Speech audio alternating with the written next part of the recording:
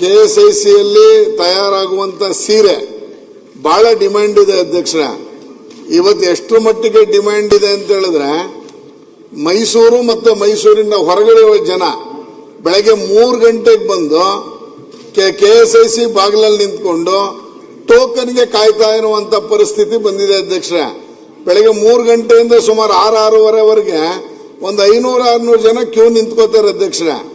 ಇದನ್ನು ತಪ್ಪಿಸ್ಬೇಕು ಅಂದ್ರೆ ಜನಕ್ಕೆ ರೇಷ್ಮೆ ಸೀರೆ ಆ ಮಾರಾಟ ಮಳಿಗೆಯಲ್ಲಿ ಫ್ಯಾಕ್ಟರಿ ಒಳಗೆ ಸಿಗುವ ರೀತಿಯಲ್ಲಿ ವ್ಯವಸ್ಥೆ ಮಾಡಬೇಕು ಅನ್ನೋದು ಇದರ ಕಳಕಳಿ ಅಧ್ಯಕ್ಷರ. ಎರಡನೇದು, KSIC ಫ್ಯಾಕ್ಟರಿಯ ಏನು ಸೀರೆಗಳಿಗೆ ಎಲ್ಲ ಕಡೆಯಿಂದ ಡಿಮ್ಯಾಂಡ್ ಇದೆ. ಶಾಸಕರು ಅದಲ್ಲದೆ ಬೇರೆ ಬೇರೆಯವರು ಬಂದು ಅಲ್ಲಿ ಒಳಗಡೆ ಗೋಡೌನಲ್ಲಿ ಸ್ಟಾಕ್ ಇರುತ್ತೆ, ಅದನ್ನು ತೆಗೆಸ್ಕೊಡಿ ಅಂತ ನಮಗೂ ಫೋನ್ಗಳು ಒತ್ತಡ ಬರುತ್ತೆ.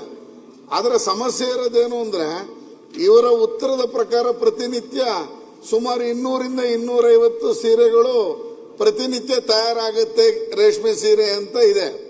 ಇದನ್ನ ಜಾಸ್ತಿ ಮಾಡಲಿಕ್ಕೆ ಜನಕ್ಕೆ ಈಗ ಸೀರೆ ಬೇಕು ಅಂದಾಗ ಹೆಂಗಿದು ಇದು ಒಂದು ಪ್ರಾಫಿಟ್ ಉದ್ಯಮ, ಇದನ್ನ ಜಾಸ್ತಿ ಮಾಡಲಿಕ್ಕೆ ಸರ್ಕಾರ ಹೆಚ್ಚಿನ ಬಂಡವಾಳ ಹಾಕಿದ್ರೆ ಏನು ಸೀರೆಗೆ ಡಿಮ್ಯಾಂಡ್ ಇದೆಯೋ ಆ ಡಿಮ್ಯಾಂಡ್ ಅನ್ನು ಫುಲ್ಫಿಲ್ ಮಾಡಕ್ಕಾಗತ್ತೆ. ಅದ್ರ ಬಗ್ಗೆ ಸಚಿವರ ಗಮನವನ್ನ ಸೆಳೀತಾ ಇದ್ದೀನಿ. ಸಚಿವರು